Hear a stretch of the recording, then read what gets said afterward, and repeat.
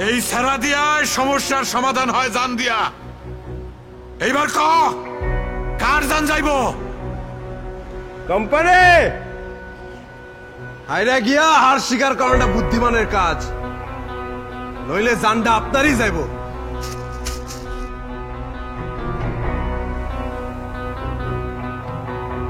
শোন,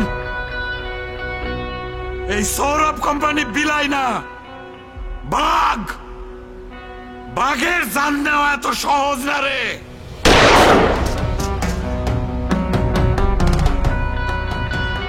বাঘ বিলাই হইলে মানুষের ঘরে মুরগি চুরি করে খাওয়ায় কোম্পানি। চুলে কলপ দিয়া আজরাইলদার কতদিন ঠেকাবে না?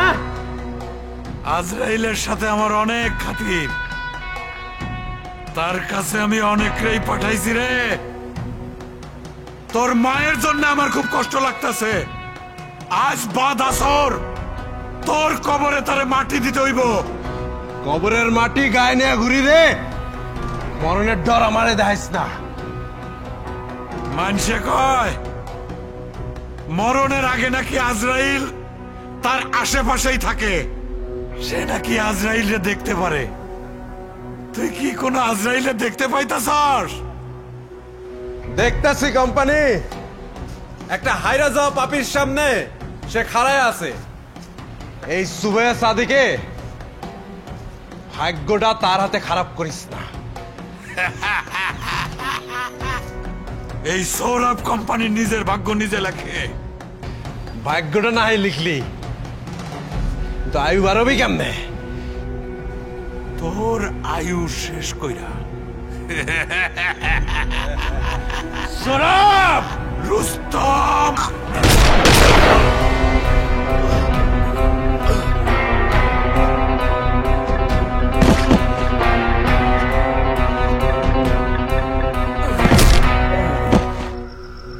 এই ছেড়া দিয়ে দ্বীপে আমাকে 5 পুরুষের কারবার।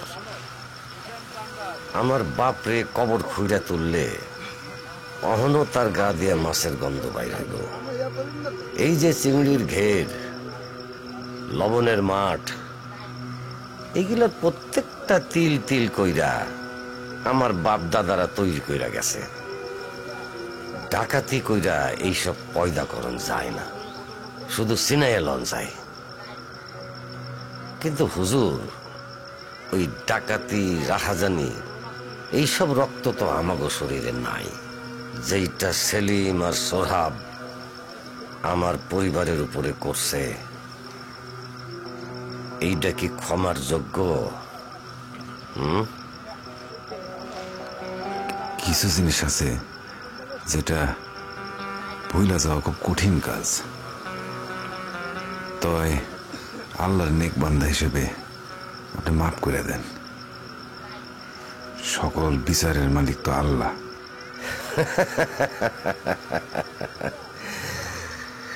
বিচার যা হওয়ার তা তো হইয়াই গেছে।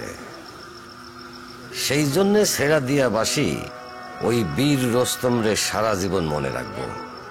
কিন্তু হুজুর, আমি আপনারে ক্ষমা করতে পারুম না। এই ভাউতাবাজি অন্তত আমার লগে আপনি কইলেন না। আমি ছেড়া দিয়ে সবার ভালো চাইছি, এই ছেড়া দিয়ে আমি সারবার পারুম না। শোনেন হুজুর, আপনারে বাঁচতে দিছি একটা মাত্র কারণে, ওই আয়শা আর রোস্তম।